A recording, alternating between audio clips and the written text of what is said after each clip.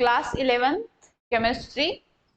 Welcome to our channel Deenwal career institute. ठीक है, तो हम क्या पढ़ रहे थे? केमिस्ट्री में चैप्टर 1 हम पढ़ रहे थे, some basic concepts of chemistry.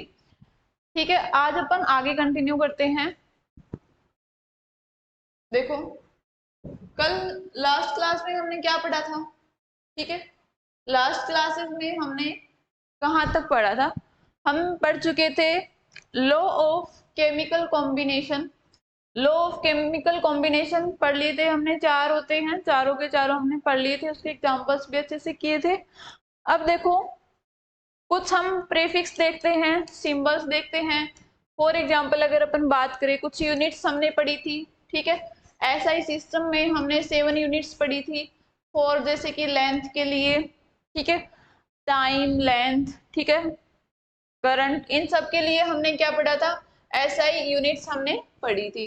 अब हमें क्या करेंगे कि एसआई सिस्टम के अंदर अगर अपने पास जैसे वैल्यू है किलो, मेगा, गीगा, टेरा, ठीक है, तो जैसे कि मान लो 10⁻² है, 3, 6, 9, 12, तो इनके लिए हम क्या प्रीफिक्स यूज करेंगे?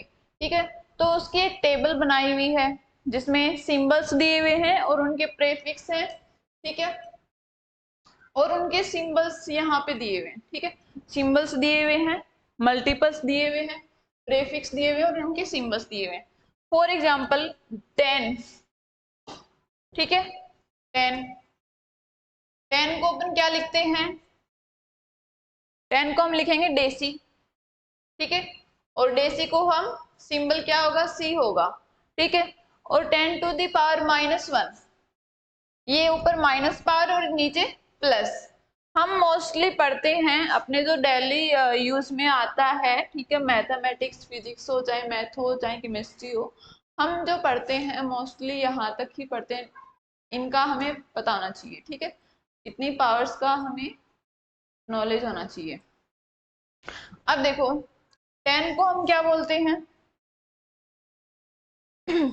डेसी। ठीक है, प्रीफिक्स क्या लगेगा? डेसी लगेगा। इसको हम स्मॉल डी, इसका सिंबल होता है। इसके बाद 10⁻² की अगर बात करेंगे, 10 को हम लिखते हैं डेका और इसका सिंबल होता है DA। 10⁻³ को हम लिखते हैं हेक्टो, सॉरी एक सेकेंड, 10⁻³ को हम क्या लिखते हैं? किलो। 10⁻² को हम क्या लिखेंगे? हेक्टो। 10 को हम लिखेंगे डेका। 10⁻⁻1 को हम लिखेंगे डेसी। 10⁻⁻2 को हम लिखेंगे सेंटी। 10⁻⁻3 को हम लिखेंगे मिली। फॉर एग्जाम्पल हम लेंथ की बात कर लेते हैं। ठीक है, लेंथ, लेंथ का जो ऐसा यूनिट सिस्टम है उसके अंदर इसके जो ऐसा यूनिट हम लिखते हैं, मेजरमेंट जो है वो किसमें करते हैं? मीटर में। ठीक है, किसमें करते हैं? मीटर में। ओके, फॉर एग्जाम्पल मैं अगर आपके सामने वैल्यू रख दूं 10⁻², ठीक है, मीटर, तो 10⁻² के लिए हम क्या प्रीफिक्स यूज करेंगे? 10⁻² के लिए हम यूज करेंगे सेंटी। ठीक है, सेंटीमीटर, इसको हम क्या लिख सकते हैं? 1 सेंटीमीटर। ठीक है, यहाँ पे सेंटीमीटर का हम अगर सिंबल की बात करें तो क्या होता है? सी। सिंबल की अगर बात करें तो क्या होता है? सी। इसको अपन क्या लिख सकते हैं? 1 सेंटीमीटर। क्या प्रीफिक्स लगा? सेंटीमीटर इसकी यूनिट है, ऐसा यूनिट है, और इसकी वैल्यू क्या है? मल्टीपल क्या होगा? 10⁻²। 10⁻² के लिए हम प्रीफिक्स यूज करेंगे सेंटी और इसका सिंबल होता है सी। अब ऐसे ही अपन बात करें 10⁻² को हम हेक्टो लिखते हैं, 10⁻³ को हम लिखते हैं किलो। वेट की अगर बात करें, मास की अगर बात करें, तो मास को हम किस में मेजर करते हैं? ग्राम में। ठीक है, या फिर किलोग्राम में यूज करते हैं। अगर मान लो, बट ऐसा यूनिट क्या होती है मास की? मास की ऐसा यूनिट क्या होगी? मास एम की ऐसा यूनिट क्या होती है? ग्राम। ग्राम होती है ना। अब फॉर एग्जाम्पल मैं बोलूं आपके पास कोई वैल्यू दी हुई है x की 10⁻³ ग्राम, तो यहाँ पर हम 10⁻³ को हम क्या लिख सकते हैं, किलो, किलो लिख सकते हैं। किलो का जो सिंबल है वो क्या होगा, के होगा, तो इसको अपन क्या लिख सकते हैं, 1 kg, 1 किलोग्राम, ठीक है, ये हम लिख सकते हैं यहाँ पे।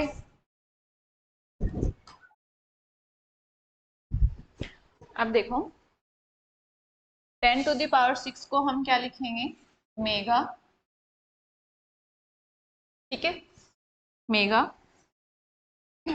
मेगा से याद रखो बादल, जब बादल को अपन बोलते हैं मेगा, ठीक है, एक वो सॉन्ग भी है, बरसो रे मेगा मेगा, ठीक है, तो वहीं से आप याद रख लो 10⁻6 को हम बोलेंगे मेगा। अब मेगा को अपन सिंबल यूज करेंगे एम, कैपिटल एम। इसके बाद देखो 10⁹ है, इसको हम कहते हैं गीगा, ठीक है, गीगा, कंप्यूटर में पढ़ते हैं अपन गीगाबाइट वगैरह, ठीक है, तो वहां से अपन याद रख लो 10⁹ को अपन कहेंगे गीगा, और इसको अपन सिंबल होगा जी, ठीक है। इसके बाद 10⁻12 को हम कहते हैं तेरा, तेरा कैपिटल टी इसका सिंबल होता है, ठीक है। तो अगर अपने पास, और 10⁻6 को हम लिखते हैं माइक्रो, ठीक है, माइक्रो का जो सिंबल है ये होता है म्यू, ओके। इसके बाद 10⁻9 को हम लिखते हैं नैनो, ठीक है, सिंबल होता है एन। 10⁻12 को हम लिखते हैं पीको, स्मॉल पी। 10⁻15 को हम लिखते हैं फेमटो, फेंटो, एम, ठीक है। और ऐसे ही आप इनको आगे और आप याद कर सकते हो, एटो, जेप्टो, योक्टो, ठीक है। तो मैन जो है याद रखने के लिए वो कितने हैं आपके पास, यहां तक, ठीक है। अपने जो बार बार डेली लाइफ में अगर यूज आते हैं तो वो ये वाले मल्टीपल्स यूज में आते हैं, और इनके सिंबल्स, ठीक है, मिली, 10⁻2 को मिली, 10⁻3 को मिली कहेंगे, -2 को हम सेंटी से कहेंगे, ठीक है। अब देखो आगे नेक्स्ट मूव करते हैं,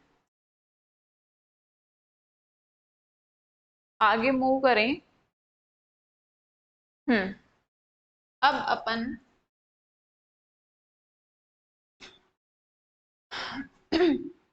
बेसिक डेफिनेशंस हैं। इससे पहले हमने मास, हाइट, डेंसिटी, वॉल्यूम, इन सब की हमने डेफिनेशंस पढ़ी थी। बट अभी अपन आते हैं केमिस्ट्री में, ठीक है, जो केमिस्ट्री से रिलेटेड रहेंगी। वो जो हमने पढ़ी थी वो फिजिक्स, मैथ सबसे रिलेटेड थी, बट ये क्या है, केमिस्ट्री से रिलेटेड है, ठीक है। अब देखो basic definition of atomic mass. Atomic mass, atom का मास, ठीक है। फॉर एग्जाम्पल अपने पास कोई एक एटम है, हाइड्रोजन, कुछ भी सपोज कर लो, hydrogen, oxygen, fluorine, chlorine. Hydrogen की शेप जो डाल्टन थे साइंटिस्ट, उन्होंने एटम के बारे में ही बताया कि एटम क्या होते हैं, ठीक है, एटम्स के बारे में बहुत सारा ज्ञान दिया था। इसके बाद देखो कोई भी हाइड्रोजन एटम है, ठीक है, ये कोई हाइड्रोजन एटम है, इस एटम का जो मास होगा वो क्या होगा, उसे हम कहेंगे एटॉमिक मास, उसे हम क्या कहेंगे, एटॉमिक मास। क्लोरीन है, क्लोरीन एटम का जो मास होगा उसे हम क्या कहेंगे, एटॉमिक मास, ठीक है। तो देखो इसको हम कैलकुलेट कैसे करेंगे, इसकी यूनिट्स क्या होती हैं वो हम इसमें पढ़ेंगे। अब यहाँ पे देखो, it is defined as a number which indicates how many times the mass of one atom of an element is heavier in comparison to 1/12 part of mass of element carbon, carbon 12, ठीक है। देखो carbon 12 का हम इसका mass find कैसे करेंगे, कितना, मास की यूनिट क्या होती है, मास की यूनिट हम AMU में हम इसकी यूनिट बोलते हैं एटॉमिक मास यूनिट, ठीक है, जिसको अपन बाद में ओनली यू भी हम इसको मेंशन करते हैं यूनिट, ठीक है, 1 यूनिट 2 यूनिट ऐसे अपन मास को करते हैं, तो ये मास की यूनिट है। बट अब यहाँ पे अपन बात आती है कि जो हाइड्रोजन का मास है ये होगा कितना, कितना ग्राम होगा, कितना किलोग्राम होगा, वोटेवर, ठीक है। तो ये हम इसको फाइंड कैसे करेंगे, इसको फाइंड करने के लिए हम क्या करेंगे, अब यहाँ पे एक टर्म आती है रिलेटिव एटॉमिक मास। रिलेटिव का मतलब क्या होता है, किसी से हम दूसरी चीज से हम रिलेट करते हैं। फॉर एग्जाम्पल अपना हाइड्रोजन एटम का मास है, इसे किसी दूसरे एटम के मास से हम रिलेट करेंगे, ठीक है। तो इसको दूसरे, इसीलिए इसको अपन एटॉमिक मास को अपन रिलेटिव एटॉमिक मास भी बोलते हैं। क्यों, क्योंकि हम इसका जो मास कैलकुलेट करेंगे वो किसी अदर एलिमेंट के एटम के मास से कंपेयर करके करेंगे या उससे रिलेट करेंगे, ठीक है। फॉर एग्जाम्पल अगर अपन यहाँ पे देखें कार्बन 12, कार्बन एलिमेंट का एक एटम है। जैसे अपन आइसोटोप पढ़ते हैं, आइसोटोप्स, ठीक है, जिनका एटॉमिक मास डिफरेंट होता है एंड एलिमेंट नंबर सेम होता है, एटॉमिक नंबर सेम होता है। तो यहाँ पे कार्बन के दो आइसोटोप्स होते हैं C12 and C14, but upon C12 लेके चलेंगे, ठीक है। C12 का मतलब यहाँ पर इसका जो एटॉमिक मास है वो कितना है 12, ठीक है। यहाँ पे अपन इसका एटॉमिक मास कितना ले रहे हैं 12।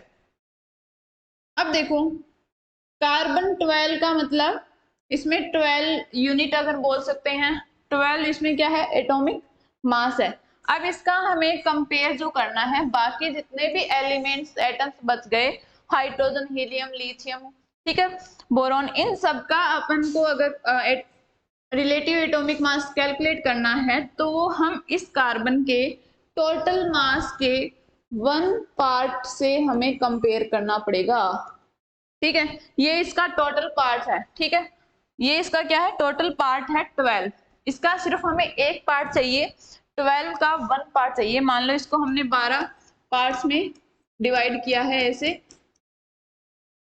तो हमें सिर्फ इसका ये 1/12 पार्ट से हमें बाकी जो अदर कंपाउंड, अदर एलिमेंट्स हैं उनको कंपेयर करके उनका जो है मास है, एटॉमिक मास है, वो फाइंड करना है। फॉर एग्जाम्पल यहाँ पे हमें क्या मिला था, यहाँ पे हमने देखा था कि इसका जो मास है कार्बन 12 का मास है वो कितना है 12 यूनिट है, ठीक है। यूनिट क्या होती है इसकी, SI सिंबल बोल सकते हैं, ऐसा यूनिट अपन बोल सकते हैं, तो वो अपन क्या लेते हैं यूनिट में, ठीक है। तो टोटल यूनिट्स कितनी है 12 यूनिट्स, हमें कितनी यूनिट चाहिए उसकी 1/12 पार्ट ऑफ यूनिट, ठीक है, 1/12 पार्ट ऑफ यूनिट चाहिए, यानी कि इसका 1/12 पार्ट क्या होगा, इसका 1 यूनिट के बराबर होगा।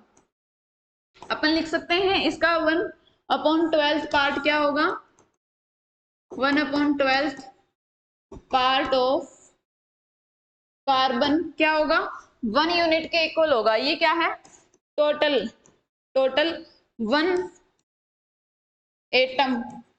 1 एटम ऑफ कार्बन 12 का टोटल एटॉमिक मास 12 यूनिट है, तो इसका 1/12 पार्ट कितना होगा 1 यूनिट होगा, ठीक है, समझ में आ गया।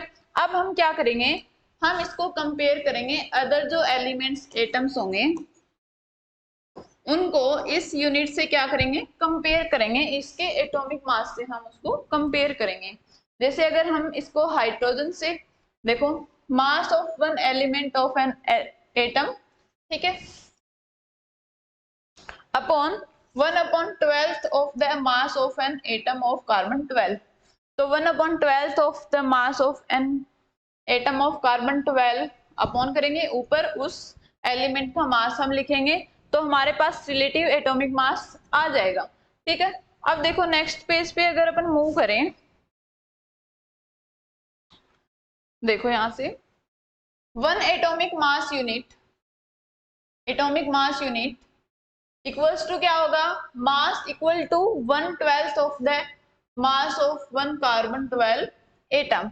जैसे 1 AMU की वैल्यू कितनी होती है, 1 AMU की वैल्यू होती है 1.66056 into 10 to the power minus 24 gram. 1 AMU की वैल्यू इतनी होती है अब हमें nowadays unified mass has replaced AMU। हमने अपने लिए अपने यूज के लिए इसको क्या कर दिया, थोड़ा सा रिप्लेस कर दिया। AMU को हम शॉर्ट फॉर्म ओनली यू में इसकी यूनिट फॉर्म कर दी है स्मॉल यूनिट, ठीक है, जिसको अपन बोलते हैं यूनिफाइड मास। AMU को हमने किस में लिख दिया, यू में लिख दिया है।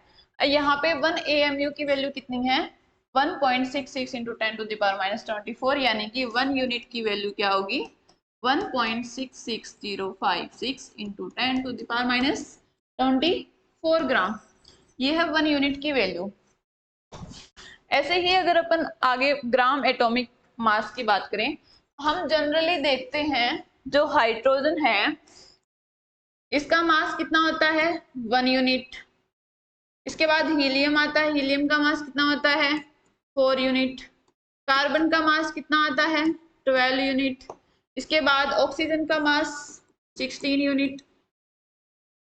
क्लोरीन का मास 35.5 यूनिट, ठीक है। नाइट्रोजन का एटॉमिक मास 14 यूनिट। ये हम यूनिट के अंदर इनका मास पढ़ते हैं, लेकिन हम जनरली अपने केमिस्ट्री में अगर बात करें या फिजिक्स में, तो हम जो यूनिट है 1 यूनिट की वैल्यू कितनी थी, 1 यूनिट की वैल्यू कितनी थी, 1.66056 इंटू 10⁻⁻24। तो -24, 1 यूनिट की वैल्यू कितनी है, -24, यानी कि बहुत ही स्मॉल नंबर है, बहुत ही स्मॉल नंबर है ये। 10⁻⁻24 लिखेंगे, इसका मतलब ये वैल्यू 000 बहुत ही स्मॉल होगी। यानी कि इतने से मास को, इतने से एटॉमिक मास को हम कैसे मेजर कर पाएंगे, ठीक है, उसको हम कैसे समझ पाएंगे, उससे हम कैसे रिलेट कर पाएंगे। इसे रिलेट कर पाना, ठीक है, आगे इसको अप्लाई कर पाना कितना मुश्किल होगा। इसलिए इसको थोड़ा सा, इसको हम किस में पढ़ते हैं, ग्राम में, ठीक है। इसको हम किस में पढ़ेंगे, ग्राम में। यूनिट की जगह यूनिट को किस में कन्वर्ट करेंगे, ग्राम में। तो ग्राम में कैसे कन्वर्ट करेंगे, देखो, when a numerical value of atomic mass of an element is expressed in grams, then the value become gram atomic mass। तो ग्राम एटॉमिक मास या मास ऑफ 1 ग्राम एटम को हम क्या बोलेंगे, हमने 1 यूनिट को हमने क्या लिखा है, ग्राम में कन्वर्ट कर दिया है, क्योंकि ग्राम में, अब देखो 1 यूनिट का मतलब क्या हो गया, 1 इंटू 1.66056 इंटू 10⁻⁻24।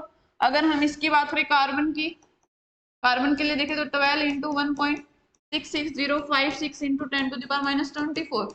तो ये वैल्यू कितनी बड़ी हो जाती है, सॉरी, ये वैल्यू जो है ये बहुत स्मॉल वैल्यू है। इसको हमें रिलेट कर पाने में, आगे क्वेश्चंस में अप्लाई करने में, या फिर उसका जो और अपन आगे मॉलिक्यूलर मास या कंपाउंड या सब्सटेंस होगा उसका मास कैलकुलेट करने में, उसको अंडरस्टैंड करने में हमें बहुत ही दिक्कत होगी। इसलिए हम इस जो वैल्यू है इसको हम किस में कन्वर्ट कर देते हैं, ग्राम्स में। फॉर एग्जांपल अगर मैं कहूं हाइड्रोजन की इन वैल्यूज को हम लिख दें 1 ग्राम, 4 ग्राम, 12 ग्राम, 16 ग्राम, 35.5 ग्राम एंड 14 ग्राम। तो ग्राम में हमें कैलकुलेशन करने में आसानी रहेगी। ग्राम 1 ग्राम को हम मेजर कर सकते हैं इजीली, 14 ग्राम को भी हम मेजर कर सकते हैं, 16 ग्राम को भी मेजर कर सकते हैं और इसके ऊपर स्टडी कर सकते हैं। इसीलिए जब हम 1 यूनिट को हम किस में एक्सप्रेस कर दें, ग्राम में यूनिट एक्सप्रेस कर देते हैं, तो इसे हम कहते हैं ग्राम एटॉमिक मास, ठीक है, ग्राम एटॉमिक मास हम इसे कहेंगे। अब देखो मॉलिक्यूलर मास किसे कहेंगे, मॉलिक्यूलर मास किसे कहेंगे हम, मॉलिक्यूल, ठीक है।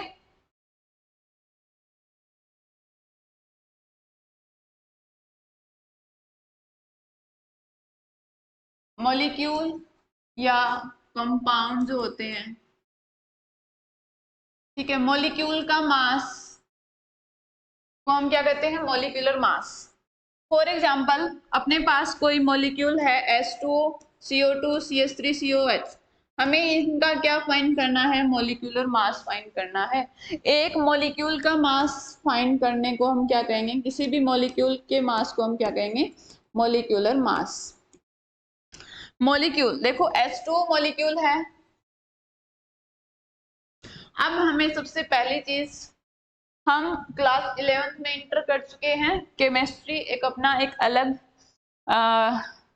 अलग बुक है, ठीक है। तो उसको हमें आगे अच्छे से स्टडी करनी है। इसके 3 पार्ट्स हैं, ठीक है, organic chemistry, physical and inorganic chemistry. तो अब यहाँ पे हम पढ़ेंगे तो एक पीरियोडिक टेबल के आपको 1 से 30 तक के एलिमेंट्स, 1 से 30 तक के एलिमेंट्स के नाम, उनके सिंबल्स और उनका एटॉमिक नंबर और उनका एटॉमिक मास आपको याद होना चाहिए। सबसे पहला काम क्या होगा? पीरियोडिक टेबल में आप 1 to 30 एलिमेंट्स के एटॉमिक नंबर और उनका एटॉमिक मास याद करेंगे, ठीक है। तभी अपन किसी मॉलिक्यूल का या फिर किसी एलिमेंट का एटॉमिक मास या फिर मॉलिक्यूलर मास फाइंड कर सकते हैं, ठीक है।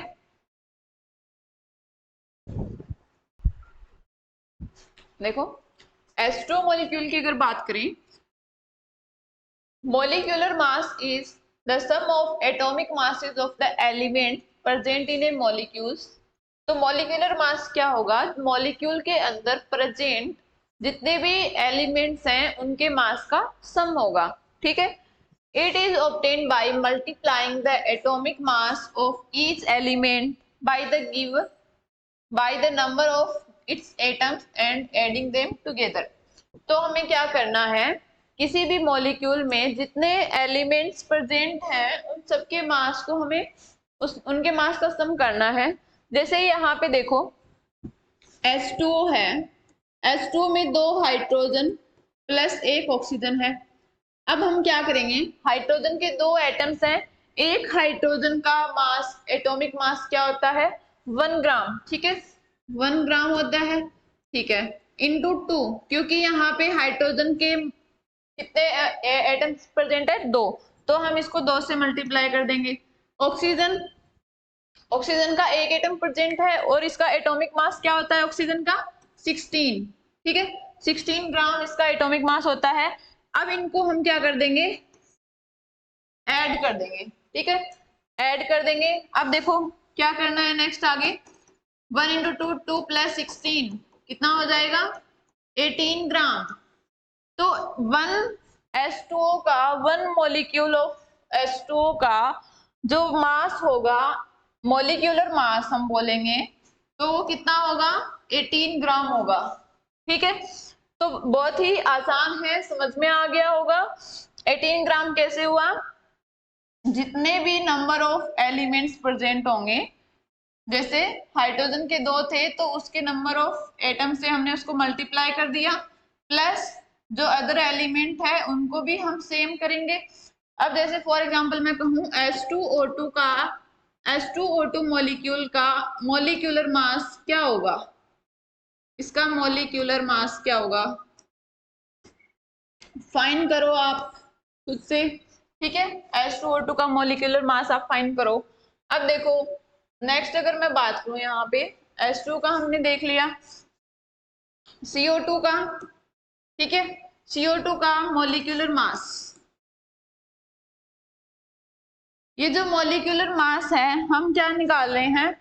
1 मॉलिक्यूल ऑफ CO2 है ये, ठीक है, 1 मॉलिक्यूल ऑफ CO2 है, ठीक है, सिर्फ एक ही मॉलिक्यूल है। CO2 का क्या होगा? इसके बाद हम फाइंड करेंगे CH3COOH का। CO2 का क्या होगा? देखो कार्बन कितना है? 1 है, और कार्बन का एटॉमिक मास क्या होता है? 12, ओके। आगे देखो ऑक्सीजन कितने नंबर ऑफ एटम्स है? 2 हैं, मल्टीप्लाई, एक ऑक्सीजन का एटॉमिक मास होता है 16, इसको हम सॉल्व कर लेंगे, क्या आएगा? 12 प्लस 32 कितना होगा 44 ग्राम। ठीक है, तो ये CO2 का मॉलिक्यूलर मास है। ठीक है, अब अगर अपन बात करें CH3COH, ठीक है, अगर हमें इसका मॉलिक्यूलर मास फाइंड करना हो तो हम क्या कैसे करेंगे? कार्बन 1 है प्लस हाइड्रोजन के एलिमेंट्स 3 है, सो 3 इंटू 1 हाइड्रोजन का क्या होता है एटॉमिक मास 1 ग्राम, प्लस अगेन एक कार्बन है, एक कार्बन का एक कार्बन है, एक कार्बन, टोटल कार्बन काउंट कर लो यहाँ पे इस मॉलिक्यूल में, एक कार्बन ये रहा और एक कार्बन ये रहा, 2 कार्बन है। ठीक है, तो हम 2 से मल्टीप्लाई कर देंगे और एक कार्बन का एटॉमिक मास कितना होता है 12 ग्राम होता है। ठीक है, तो 2 इंटू 12 हमने कर दिया। अब नेक्स्ट अपन क्या किया, हाइड्रोजन के 3 एटम्स हैं और एक हाइड्रोजन एटम का मास एटॉमिक मास होता है 1 ग्राम। इसके बाद देखो ऑक्सीजन कितने हैं, 2 ऑक्सीजन है, नंबर ऑफ एटम्स 2 है, 1 ऑक्सीजन का एटॉमिक मास होता है 16 ग्राम, प्लस अगेन एक हाइड्रोजन बच गया, एक हाइड्रोजन का एटॉमिक मास 1 ग्राम होता है।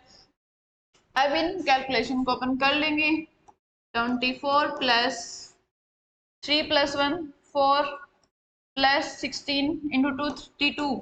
ठीक है, आगे इनको सॉल्व करो तो ये कितना हो जाएगा 4 4 8 to 10 और 5 and 6 60 ग्राम। ठीक है, तो यहाँ पे CH3COH जो है इसका मॉलिक्यूलर मास कितना हो रहा है 16 ग्राम। ठीक है, ऐसे ही अपन और भी मोल्स का अपन फाइंड कर सकते हैं, और भी मॉलिक्यूल्स का हम फाइंड कर सकते हैं। ठीक है, अब देखो आगे मूव करते हैं, मोल कॉन्सेप्ट, मोल कॉन्सेप्ट और मोलर मासेस। ठीक है, molar masses and mole concept की अगर बात करें तो इनके बीच में रिलेशंस अपन देखेंगे। हाँ, नंबर ऑफ जो मोल्स होते हैं वो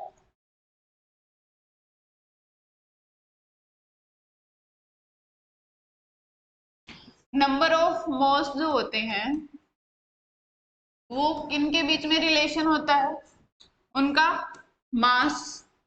ठीक है, एलिमेंट के मास या फिर मॉलिक्यूल के मास के साथ, और दूसरा कंपाउंड में प्रेजेंट पार्टिकल्स, मॉलिक्यूल में प्रेजेंट कोई भी सब्सटेंस है, कंपाउंड है, उसमें प्रेजेंट पार्टिकल्स। ठीक है, particles, number of particles, number of particles. ठीक है, तो number of particles and moles के बीच में एक रिलेशन क्रिएट करता है। ठीक है, और मोल्स मास के साथ एक रिलेशन क्रिएट करता है, जहां से हम क्या फाइंड कर सकते हैं, या तो हम किसी भी सब्सटेंस का मास फाइंड कर सकते हैं अगर हमें नहीं पता, या फिर हम उसमें प्रेजेंट नंबर ऑफ पार्टिकल्स हम फाइंड कर सकते हैं। अगर हमें मास गिवन है तो हम नंबर ऑफ मोल्स वहां से फाइंड कर सकते हैं। ठीक है, तो देखो यहाँ पे नंबर ऑफ मोल्स का रिलेशन है वेट के साथ in grams, and number of moles का रिलेशन है नंबर ऑफ पार्टिकल्स एन। ठीक है, तो ये हम अभी सारी प्रोसेस पढ़ेंगे कि हमें अगर वेट दिया हुआ हो और हमें नंबर ऑफ पार्टिकल्स चाहिए तो हम क्या करेंगे, अगर हमें नंबर ऑफ पार्टिकल्स दिया हुआ हो, वेट फाइंड करना हो तो हम क्या करेंगे। ठीक है, अब यहाँ पे एक छोटी सी यूनिट देख लो, एक बार सुना होगा आपने अवोगाद्रो लॉ। ठीक है, तो Na उसको हम शो करते हैं Na से, अवोगाद्रो नंबर Na। ठीक है, इसकी वैल्यू होती है 6.023 इंटू 10 टू द पावर 23। ठीक है, तो ये वैल्यू किसकी है, ये वैल्यू है 1 मोल ऑफ एटम की। ठीक है, 1 मोल ऑफ एटम की वैल्यू कितनी है 6.023 इंटू 10 टू द पावर 23। ठीक है, फॉर एग्जाम्पल अगर अपन हाइड्रोजन की बात करें तो 1 मोल ऑफ हाइड्रोजन में नंबर्स क्या होंगे, कितने नंबर्स प्रेजेंट होंगे 6.023 into 10 to the power 23 moles. ठीक है, इतने पार्टिकल्स है वो प्रेजेंट होंगे हाइड्रोजन के, इतने हाइड्रोजन एलिमेंट्स प्रेजेंट होंगे 1 मोल ऑफ हाइड्रोजन में। ठीक है, तो यहाँ पे देखो अपन वापस बैक जाते हैं, मोल कॉन्सेप्ट हमने देख लिया कि जब मोल है वो हमें किनके बीच में रिलेशन बताएगा। मोल से हम क्या फाइंड कर सकते हैं, number of particles and number of particles and number of sorry weight, ठीक है, वेट या फिर मास अपन बोल सकते हैं, atomic mass, molar mass, molecular mass, ठीक है। अब देखो, one mole of any substance can be defined as, हमें अगर वन मोल को डिफाइन करना है तो हम क्या करेंगे, amount of a substance that contain as many particles, particles किस टाइप के हो सकते हैं, एटम्स भी हो सकते हैं, मॉलिक्यूल्स भी हो सकते हैं और आयंस भी हो सकते हैं, are in 12 gram of the 12 carbon isotope, ठीक है, 12 कार्बन आइसोटोप के 12 ग्राम ऑफ एटम से हम उसको क्या कर सकते हैं, रिलेट कर सकते हैं, ठीक है। देखो अवोगाद्रो नंबर और Avogadro constant N A, it is equal to the this point, ये क्या है 10 टू द पावर 23, ठीक है। तो ये जो वैल्यू है ये क्या है, अवोगाद्रो नंबर, ठीक है। फॉर एग्जाम्पल देखो, इसका एग्जाम्पल से समझते हैं, एग्जाम्पल से समझ में आ जाएगा। 1 मोल ऑफ ऑक्सीजन एटम, अगर अपन एक ऑक्सीजन एटम की बात करें, ऑक्सीजन एटम के 1 मोल में कितने पार्टिकल्स होंगे, कितने एटम्स होंगे, 6.023, 22 भी बोल देते हैं, 23 भी अपन लिख सकते हैं, 10 to the power 23 atoms of oxygen, यानी कि 1 मोल ऑफ ऑक्सीजन में इतने एटम्स प्रेजेंट होते हैं ऑक्सीजन के, इतने नंबर ऑफ एटम्स प्रेजेंट होते हैं ऑक्सीजन के। अब देखो अगर अपन कार्बन डाइऑक्साइड मॉलिक्यूल की बात करेंगे तो 1 mole of carbon dioxide molecule के अंदर पार्टिकल्स कितने, मतलब मॉलिक्यूल्स कितने होंगे, 6.022 10 to the power 23 molecules of carbon dioxide.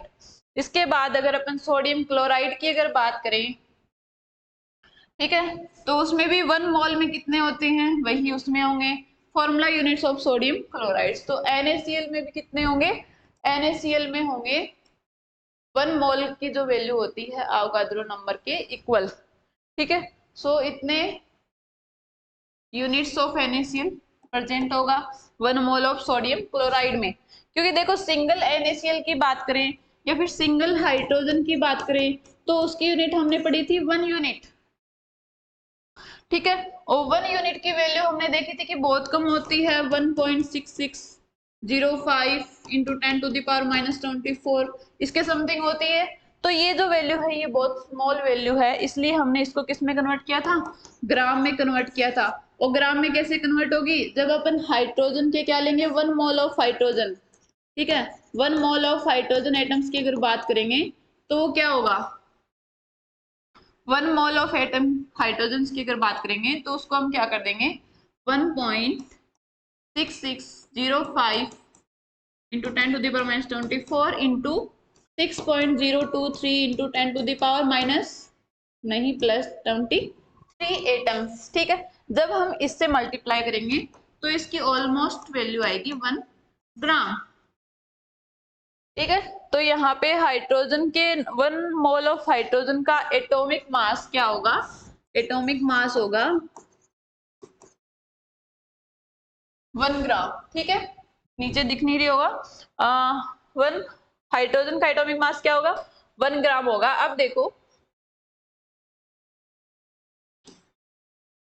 यहाँ पे हमने देख लिया है ऑक्सीजन एटम्स के लिए 1 मोल ऑफ ऑक्सीजन एटम्स में कितने नंबर ऑफ एटम्स प्रेजेंट होंगे, कितने नंबर ऑफ एटम्स प्रेजेंट होंगे, ठीक है। और 1 mole of carbon dioxide molecules की बात करेंगे तो इतने नंबर्स प्रेजेंट होंगे, ठीक है। ये सब हमने देख लिया। अब अपन आगे मूव करते हैं। क्वेश्चन देखो, मोल कॉन्सेप्ट पे क्वेश्चन है, what number of moles contains 3.001 into 10 to the power 23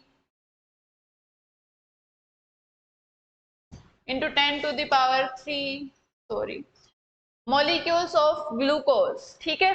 glucose के अंदर आपको फाइंड करना है, नंबर ऑफ मोल्स फाइंड करने हैं, ठीक है।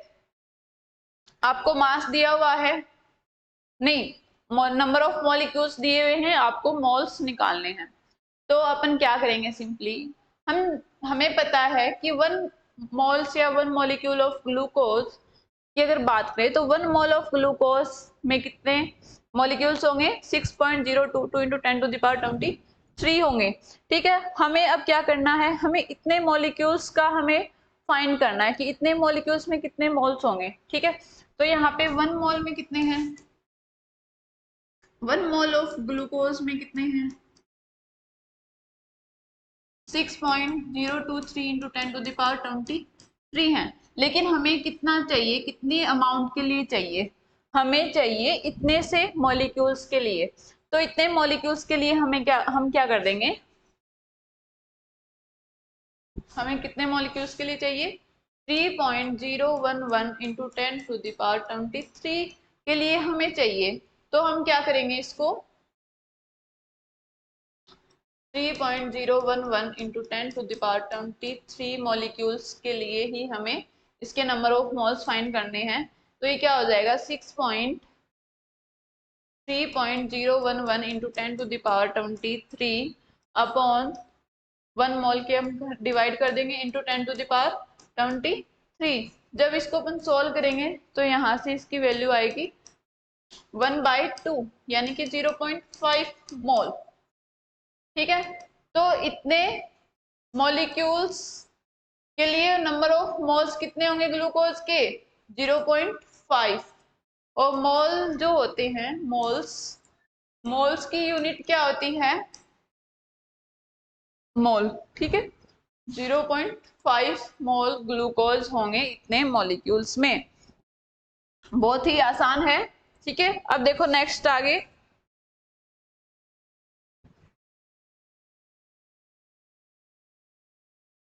नेक्स्ट क्वेश्चन है, what is the mass of fluorine molecule, fluorine molecule के अंदर कितना मास होगा, ठीक है। फ्लोरीन मॉलिक्यूल के अंदर कितना मास होगा, इसको आपको सोल्व करना है। तो जो F2 मॉलिक्यूल है इसका मास हमें पूछा गया है, ठीक है। तो 1 मोल ऑफ F2 सिंगल, अगर अपन 1 मोल ऑफ की अगर बात करें, 1 मोल ऑफ F2 का अगर अपन बात करें तो इसमें कितने मॉलिक्यूल्स होंगे, 6.022 इंटू 10⁻3 मॉलिक्यूल्स होंगे, ठीक है। और इसका हमें एटॉमिक वेट या फिर मॉलिक्यूलर वेट, मॉलिक्यूल है F2 तो F2 का हमें मॉलिक्यूलर वेट पता होना चाहिए, ठीक है।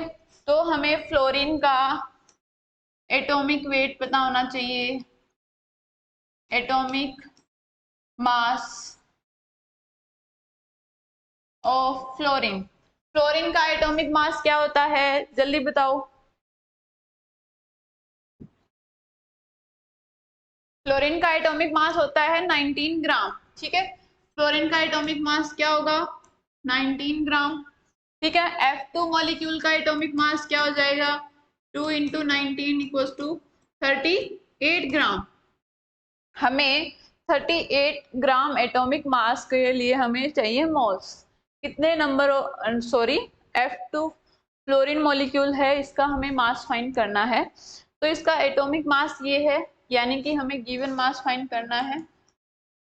गिवन मास क्या होगा, तो गिवन मास का फॉर्मूला क्या होगा, देखो यहाँ पे, therefore mass of fluorine molecule is 6.31 into 10⁻⁻23 ग्राम, ठीक है।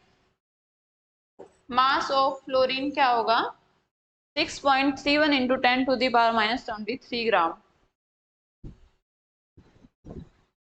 अब देखो मोल्स एंड मास में क्या रिलेशन होता है, तो अपन बोल सकते हैं मोल्स इक्वल्स टू क्या होता है, अपन को अगर फाइंड करना है, sorry, number of moles, 1 mole of fluorine में कितने एटम्स होंगे, इतने एटम्स होंगे, ठीक है। अब हमें क्या चाहिए, मास चाहिए। तो हम क्या करेंगे, हमें चाहिए गिवन मास, कि फ्लोरीन का मास कितना होगा। ठीक है, तो हम क्या करें, कैसे फाइंड करेंगे इसको, mass of fluorine, mass of fluorine equals to क्या होगा, इसका atomic mass upon Na। Na क्या है, 1 मोल ऑफ फ्लोरीन में प्रेजेंट मॉलिक्यूल्स ऑफ फ्लोरीन। ठीक है, 1 मोल ऑफ फ्लोरीन जो है मॉलिक्यूल है उसमें प्रेजेंट फ्लोरीन के मॉलिक्यूल्स। ठीक है, सिंपल सा है। एटॉमिक मास हमने फ्लोरीन का, या फिर हम यहाँ पे फ्लोरीन मॉलिक्यूल की अगर बात कर रहे हैं तो क्या हो जाएगा, मास ऑफ फ्लोरीन मॉलिक्यूल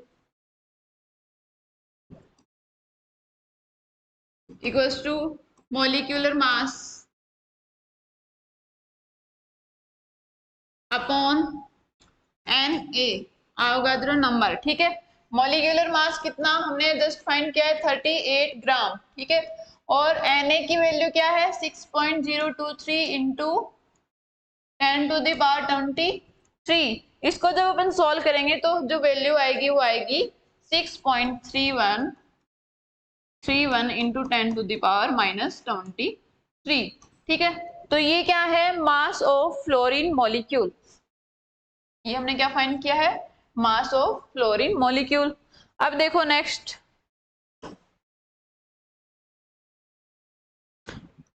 एक क्वेश्चन है, nitric acid HNO3, nitric acid is commercially manufactured by reacting nitrogen oxide, dioxide and H2O. The balanced chemical equation represented. Calculate the mass of NO2. हमें mass of NO2 फाइंड करना है। Required for producing 5 moles of HNO3. हमें 5 moles of HNO3 को produce करने के लिए हमें कितना मास NO2 का चाहिएगा, ये हमें फाइंड करना है यहाँ से। तो देखो अभी यहाँ पे ये जो बैलेंस रिएक्शन है इसमें मोल्स ऑफ HNO3 कितने हैं, 2 हैं। ठीक है, यहाँ पे मोल्स ऑफ NO2 कितने हैं, 3। ठीक है, 3 मोल्स ऑफ NO2 हैं। जब 3 मोल ऑफ NO2 हैं तब हमें कितनी HNO3 मिल रही है, 2 मोल ऑफ HNO3 मिल रही है। हमें क्या चाहिए, 5 मोल ऑफ HNO3 चाहिए है। ठीक है, इसको हमें 5 से 5 बनाना है इसको। तो 5 बनाने के लिए हमें क्या करना पड़ेगा, इसको हमें किससे मल्टीप्लाई करना पड़ेगा, 5/2 से मल्टीप्लाई करना पड़ेगा। तभी तो यहाँ पे मोल्स ऑफ HNO3 कितने आएंगे, 5/2 को हम 2 से मल्टीप्लाई करेंगे तो हमारे पास कितने आएंगे, 5 मोल ऑफ HNO3। तो हम बोथ साइड क्या कर देते हैं, 5/2 से मल्टीप्लाई कर देते हैं। तो यहाँ से क्या आएगा, 5 इंटू 3/2 मोल्स ऑफ NO2 का यूज करेंगे हम, तब हमें क्या मिलेंगे, 5 मोल ऑफ HNO3 हमें फाइंड होंगे। ठीक है, तब जाके हमें 5 मोल ऑफ HNO3 मिलेंगे। अब देखो कितने मोल्स हैं, 15/2, इसको अपन क्या लिख सकते हैं, 7.5 मोल ऑफ NO2 हमें चाहिएगा। अब हमें मास कैलकुलेट करना है कि मास ऑफ कैलकुलेट क्या होगा, NO2 क्या होगा, मास ऑफ NO2। ठीक है, सो मास ऑफ NO2 क्या हो जाएगा, मास ऑफ NO2 का एटॉमिक मास क्या होगा, NO2 का एटॉमिक मास, एक नाइट्रोजन का कितना होता है 14 ग्राम प्लस 2 इंटू ऑक्सीजन का होता है 16, तो 14 प्लस 32 कितना हो गया, 6 and 4 46 ग्राम। 46 ग्राम क्या है इसका एटॉमिक मास, मॉलिक्यूलर मास है। ठीक है, हमें क्या, तो देखो एटॉमिक मास ये किसका है, 1 मोल ऑफ NO2 का एटॉमिक मास क्या है 46 ग्राम है। ठीक है, हमें कितने का चाहिए, हमें 7.5 ग्राम का चाहिए। ये किस मास ऑफ NO2 हमें चाहिए for producing 5 moles of HNO3। तो उसके लिए हमें कितने मोल्स चाहिएंगे? 7.5 मोल्स ऑफ NO2 के लिए हम मास कैलकुलेट करेंगे। तो क्या कर देंगे हम इसको, ये 1 मोल के लिए था, 7.5 के लिए चाहिए, तो 7.5 इंटू 46 ग्राम। ठीक है, तो ये इस इक्वेशन में 5 मोल ऑफ HNO3 प्रोड्यूस करने के लिए NO2 का मास होगा। ठीक है, इसको मल्टीप्लाई कर दो, मल्टीप्लाई करने पे क्या आएगा देखो, कितनी आएगी इसकी वैल्यू,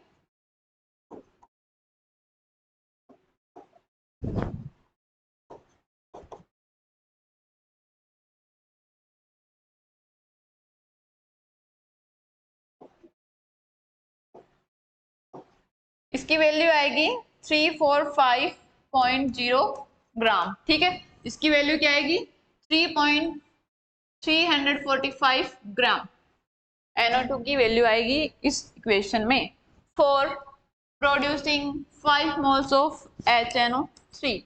बहुत ही आसान क्वेश्चन है, ऐसे ही क्वेश्चन आपके बनेंगे। अब देखो, आज की क्लास का लास्ट जो हम ऑलरेडी पढ़ चुके हैं, अगर हमें नंबर ऑफ पार्टिकल्स फाइंड करने हैं और वेट गिवन है, ठीक है, अगर हमें नंबर ऑफ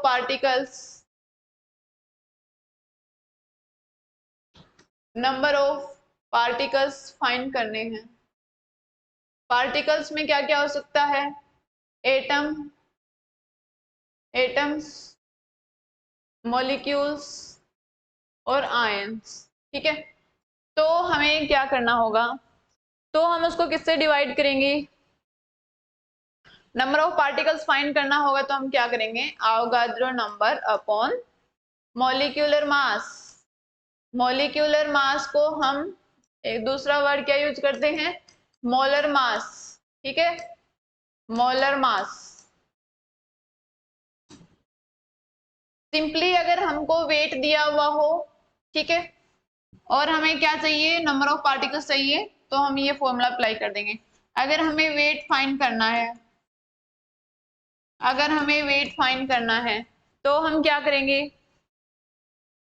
सिमिलरली हम क्या करेंगे, वेट अगर फाइंड करना है तो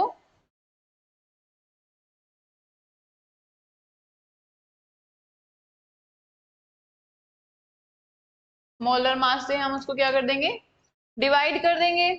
ठीक है, यहाँ पे देखो, अगर हमें नंबर ऑफ मोल्स चाहिए, ठीक है, नंबर ऑफ मोल्स चाहिए n, और नंबर ऑफ पार्टिकल्स या नंबर ऑफ मॉलिक्यूल्स हमें गिवन है, तो हम क्या करेंगे, नंबर ऑफ मोल्स फाइंड करने के लिए Na को किससे मल्टीप्लाई कर देंगे, नंबर ऑफ पार्टिकल्स से, नंबर ऑफ पार्टिकल्स से मल्टीप्लाई कर देंगे। अगर हमें नंबर ऑफ मोल्स दिए हुए हैं और नहीं, नंबर ऑफ मोल्स फाइंड करने हैं और हमें वेट दिया हुआ है, मास दिया हुआ है, तो हम किससे मल्टीप्लाई करेंगे, मोलर मास से। ठीक है, मोलर मास या मॉलिक्यूलर मास से हम उसको मल्टीप्लाई कर देंगे। ठीक है, एंड दूसरा इनटू मास, जो हमें दिया हुआ मास है उसको हम उसके मोलर मास से मल्टीप्लाई कर देंगे। दूसरा, अगर हमें गिवन मास फाइंड करना है, गिवन मास अगर फाइंड करना है तो उसके लिए हमें क्या करना पड़ेगा, नंबर ऑफ मोल्स को हम किससे डिवाइड कर देंगे, मोलर मास से।